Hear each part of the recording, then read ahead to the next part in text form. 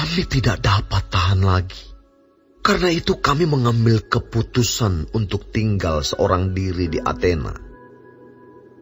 Lalu kami mengirim Timotius, saudara yang bekerja dengan kami untuk Allah dalam pemberitaan Injil Kristus, untuk menguatkan hatimu dan menasihatkan kamu tentang imanmu, supaya jangan ada orang yang goyang imannya karena kesusahan-kesusahan ini. Kamu sendiri tahu bahwa kita ditentukan untuk itu. Sebab juga waktu kami bersama-sama dengan kamu, telah kami katakan kepada kamu bahwa kita akan mengalami kesusahan. Dan hal itu, seperti kamu tahu, telah terjadi. Itulah sebabnya, maka aku, karena tidak dapat tahan lagi, telah mengirim dia, supaya aku tahu tentang imanmu. Karena aku khawatir kalau kamu telah dicobai oleh si penggoda. Dan kalau usaha kami menjadi sia-sia.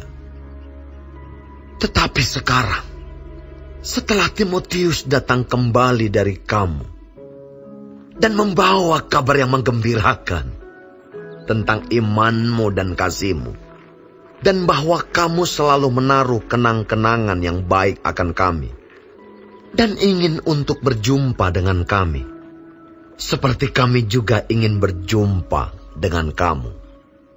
Maka kami juga, saudara-saudara, dalam segala kesesakan dan kesukaran, kami menjadi terhibur oleh kamu dan oleh imanmu.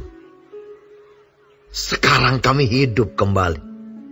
Asal saja kamu teguh berdiri di dalam Tuhan.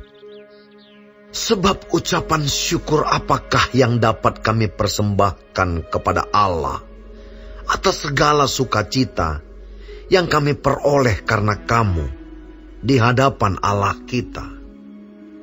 Siang malam kami berdoa sungguh-sungguh supaya kita bertemu muka dengan muka dan menambahkan apa yang masih kurang pada imanmu. Kiranya Dia, Allah dan Bapa kita, dan Yesus Tuhan kita, membukakan kami jalan kepadamu.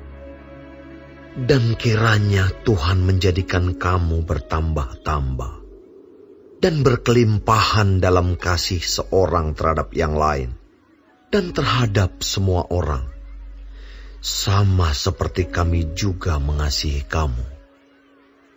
Kiranya Dia menguatkan hatimu, supaya tak bercacat dan kudus di hadapan Allah dan Bapa kita, pada waktu kedatangan Yesus Tuhan kita dengan semua orang kudusnya.